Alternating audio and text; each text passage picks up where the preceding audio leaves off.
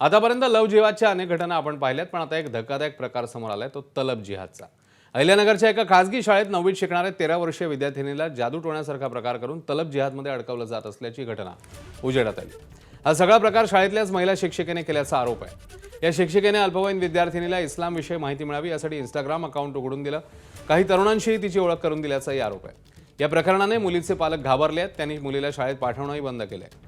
या प्रकरणाची माहिती मिळताच राष्ट्रवादी आमदार संग्राम जगताप यांनी पोलीस स्टेशनमध्ये जात तक्रार नोंदवली।